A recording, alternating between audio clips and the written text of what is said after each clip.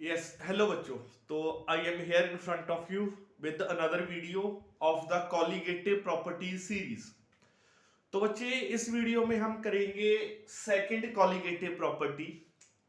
The second colligative property is elevation in boiling point, that is delta TB।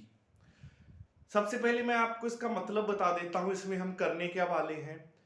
इसमें हम ये देखने वाले हैं कि सबसे पहले एक प्योर सॉल्वेंट होता है, उसका कोई ना कोई बॉइलिंग पॉइंट होगा।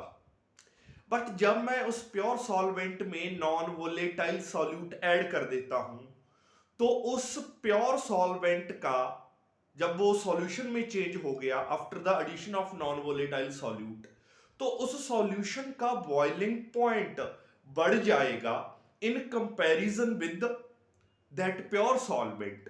तो जितना increase in the boiling point होगा, जितना सॉल्यूशन बनने के दौरान बॉइलिंग पॉइंट बढ़ा in comparison with the pure solvent, तो उस increase in the boiling point को हम बोलेंगे elevation in the boiling point.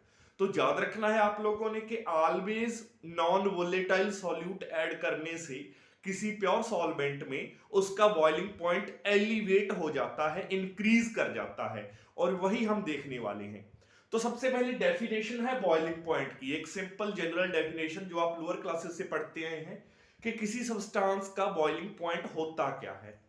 किसी भी सब्सटेंस का बॉइलिंग पॉइंट वो टेम्परेचर है एट विच उस सब्सटेंस का वेपर प्रेशर एटमॉस्फेरिक प्रेशर के इक्वल हो जाता है। So when the vapour pressure of a substance becomes equal to 1 atm 1 atmospheres, or simply you can say when its vapor pressure becomes equal to atmospheric pressure, that particular temperature is called the boiling point। तो इसके बाद अब आगे हम elevation in the boiling point पढ़ेंगे। सबसे पहले हम ग्राफ स्टडी करेंगे और उसके बाद डेरिवेशन से हम डेल्टा टीबी जो एलिवेशन है उसको हम निकालेंगे। तो लेट अस स्टार्ट। तो बच्चे इसमें मैंने करना क्या है, मैं किसी प्योर सब्सटेंस के लिए सबसे पहले प्योर सॉल्वेंट के लिए vapour pressure versus temperature graph plot करूंगा और मैं देखूंगा कि प्योर सब्सटेंस का या प्योर सॉल्वेंट का वेपर प्रेशर टेम्परेचर इंक्रीज करने से बढ़ता है like this, it is increasing. किसी भी प्योर सॉल्वेंट का वेपर प्रेशर जब हम उसका टेम्परेचर बढ़ाते हैं, बिकॉज रेट ऑफ इवेपोरेशन बढ़ता है, टेम्परेचर बढ़ने से पार्टिकल्स हैं जो सॉल्वेंट की उनकी काइनेटिक एनर्जी बढ़ती है, तो ज्यादा से ज्यादा पार्टिकल्स इवेपोरेट होते हैं तो उसका वेपर प्रेशर भी बढ़ता है।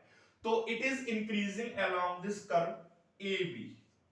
तो मान लीजिए यहां कहा 1 एटीएम वैल्यू है, यहां 1 एटमॉस्फेरिक प्रेशर है। तो इसको मैं स्ट्रेट लाइन से प्लॉट कर देता हूं। ये पूरी की पूरी स्ट्रेट लाइन क्या आपको शो कर रही है 1 एटीएम 1 एटमॉस्फेरिक प्रेशर, जब सिंपली एटमॉस्फेरिक प्रेशर रिप्रेजेंट कर रही है ये स्ट्रेट लाइन। तो मैंने देखा कि इस लाइन पर आकर यहां इस पॉइंट पर उस प्योर सॉल्वेंट का वेपर प्रेशर एटमॉस्फेरिक प्रेशर के इक्वल हो गया, because this line is representing atmospheric pressure. तो इस पॉइंट के क्रॉसपॉन्डिंग जितना टेम्परेचर आएगा टी नॉट, जितना टेम्परेचर टी नॉट आएगा, मैं उसको प्योर सब्सटेंस का प्योर सॉल्वेंट का प्योर सब्सटेंस क्या है यहां प्योर सॉल्वेंट का बॉइलिंग पॉइंट बोल सकता हूं। क्यों? Because at this temperature T not the vapour pressure of that pure solvent becomes equal to atmospheric pressure, दोनों सेम हो जाएंगे।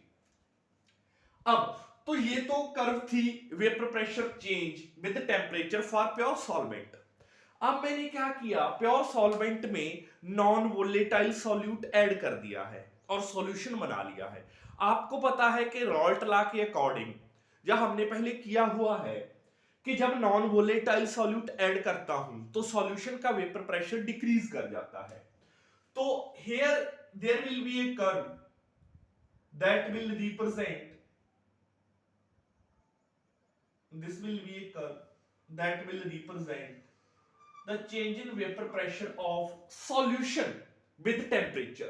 तो ये कर्व रिप्रेजेंट कर रही है कि अब जो नॉन वोलेटाइल सॉल्यूट ऐड करने के बाद सॉल्यूशन का वेपर प्रेशर कैसे चेंज हो रहा है विद टेम्परेचर। ये कर्व इसके नीचे क्यों बनी है, ये CD curve, because that is representing the change in vapor pressure of solution with the temperature। तो सॉल्यूशन का vapour pressure always pure solvent से कम होगा।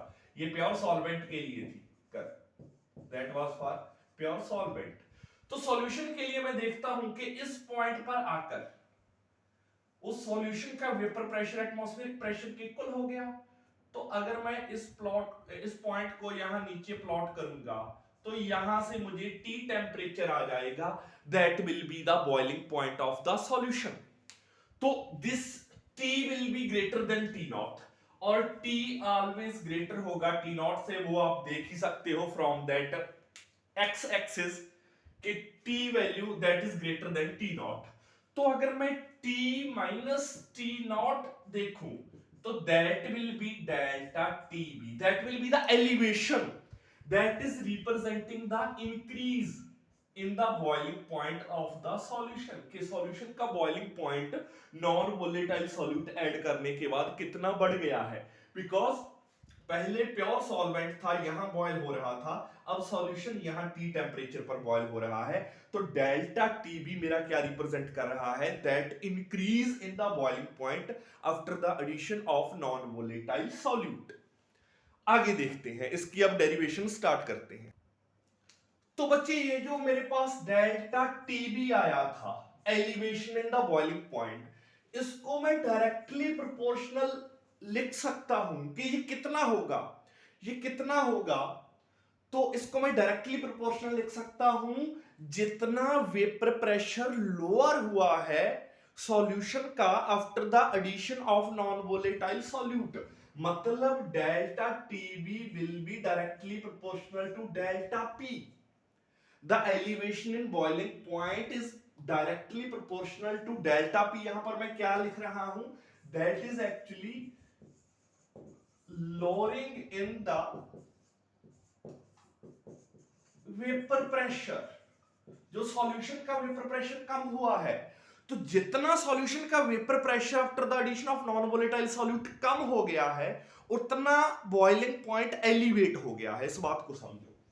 तो आपको पता है कि हमने RLOVP में किया था कि delta P relative lowering of vapour pressure, जिसको हमने वहां पर लिखा था P not minus PS upon P not, ये किसकी प्रोपोर्शनल आया था, जो इक्वल आया था X2, the mole fraction of non-volatile solute added। तो from the equation 2 in equation 1 में फिर मैं डेल्टा TB को किसके प्रोपोर्शनल लिख सकता हूं, X2। मतलब elevation in boiling point directly proportional है mole fraction of non volatile solute. तो जितना नॉन वोलेटाइल सॉल्यूट की मोल फ्रैक्शन उस सॉल्यूशन के अंदर ज्यादा होगी, उतना टेम्परेचर एलिवेट ज्यादा हो जाएगा, बॉइलिंग पॉइंट उतना ज्यादा एलिवेट हो जाएगा जितनी ज्यादा नॉन वोलेटाइल सॉल्यूट की मोल फ्रैक्शन रहेगी सॉल्यूशन के अंदर। तो डेल्टा TB X2 के प्रोपोर्शनल आ गया। अगले स्टेप में डेल्टा TB को मैं K इंटू X2 लिख सकता हूं। मैंने प्रोपोर्शनैलिटी हटा दी, इक्वल टू का साइन लगा दिया है, तो यहां पर इक्वल टू आ गया है, K इज एनी कांस्टेंट। अब आपको पता है नेक्स्ट स्टेप में मैं X2 को N2 upon N1 plus N2 लिख सकता हूं। ये आपको पता है मोल फ्रैक्शन का फॉर्मूला होता है, mole fraction of non volatile solute is equal to number of moles of non volatile solute divided by total number of moles of the solution. I can write it like that. तो since the solution is dilute now, because we are dealing with the dilute solutions, तो आपको पता है कि N1 plus N2 almost equal to N1 बन जाएगा, because we are dealing with the dilute solutions। तो आप इस इक्वेशन में यहां क्या चेंजेस करोगे, तो यहां आप चेंजेस करोगे कि delta TB is equal to K into N2 upon N1 आ जाएगा, because N1 plus N2 will be equal to N1। Since the solution is dilute, solute की कंसंट्रेशन अमाउंट बहुत ज्यादा कम है in comparison with the solvent. Solvent बहुत ज्यादा है, तो हम ऐसा कर सकते हैं। तो आगे इसको मैं और क्या चेंजेस कर सकता हूं, आगे मैं इसको लिख सकता हूं KN2 को W2 अपॉन M2 लिख सकता हूं और N1 को W1 अपॉन M1 लिख सकता हूं। आई थिंक आपको कोई प्रॉब्लम नहीं होगी, because number of moles of solute given mass of solute by molar mass of solute, number of moles of solvent given mass of solvent upon molar mass of solvent. यही आगे let us सी, इसको further मैं लिख सकता हूं delta TB is equal to K into W2 upon, इसको ऊपरी रखो, M2 divided by W1, M1 ऊपर चला जाएगा तो M1 ऊपर चला जाएगा, मल्टीप्लाई यहां हो जाएगा। तो M1 को मैं आगे लिख लूं K into M1, W2 upon M2 को मैं N2 ही लिख लूं दोबारा से अपॉन W1, ऐसा लिख सकता हूं। अब M1 क्या रिप्रेजेंट कर रहा है, that is the molar mass of solvent. K क्या रिप्रेजेंट कर रहा है आपका, K इज एनी कांस्टेंट, ठीक है। और इससे पहले जस्ट वेट, इससे पहले क्या लिख सकता हूं, अगर थोड़ी मैं चेंज करूंगा यहां, अगर if N2 is equal to 1 मोल, मतलब number of moles of non volatile solute 1 है और W1 given mass of the solvent 1 kg है, तो अगर 1 mole of the solute 1 kg of the solvent में पड़ा है तो इसको मैं मोलैलिटी से रिप्रेजेंट कर सकता हूं, मतलब इस सॉल्यूशन की मोलैलिटी 1 है, 1 मोलल, तो द सॉल्यूशन इज 1 मोलल, या इसको सिंपली मैं M से लिख सकता हूं। अगर 1 mole of the solute present 1 kg of the solvent है तो मैं इसको मोलैलिटी से रिप्रेजेंट कर सकता हूं। जस्ट सिंपली आप इसको ऐसे बोल दो कि number of moles of solute present in 1 kg of the solvent, तो वो क्या होता है, मोलैलिटी होता है, मोलैलिटी ऑफ सॉल्यूशन, है ना। तो इसको मैं रिप्रेजेंट कर सकता हूं K M1 into small m, that becomes the molality of the solution। और आपको ये भी पता है K भी कांस्टेंट है, M1 भी कांस्टेंट है, मोलर मास ऑफ सॉल्वेंट, तो कांस्टेंट मल्टीप्लाई कांस्टेंट एक और कांस्टेंट आ जाएगा, तो इसको मैं Kb लिख सकता हूं, Kb into M। तो ये आ गया final relation delta Tb elevation in boiling point Kb, here Kb is called the molar elevation constant, molal elevation constant. Here बच्चे थोड़ी चेंज कर लो, N2 को आप 1 मत करो, N2 are the any number of moles present in 1 kilogram of the solvent, वो क्या बन जाता है, वो मोलैलिटी ऑफ द सॉल्यूशन बन जाता है, वो मोलैलिटी ऑफ द सॉल्यूशन बन जाता है, ठीक है। सिंपली हम उसको M से रिप्रेजेंट कर देंगे कि N2 number of moles of solute पड़े थे in 1 kilogram of the solvent, तो वो मोलैलिटी ऑफ सॉल्यूशन होगा, N2 can be any number of moles, ठीक है। तो delta Tb is equal to Kb into M आ गया, molality of solution. Molar elevation constant बोला जाता है Kb को, जब इबिलियोस्कोपिक कांस्टेंट बोल दिया जाता है,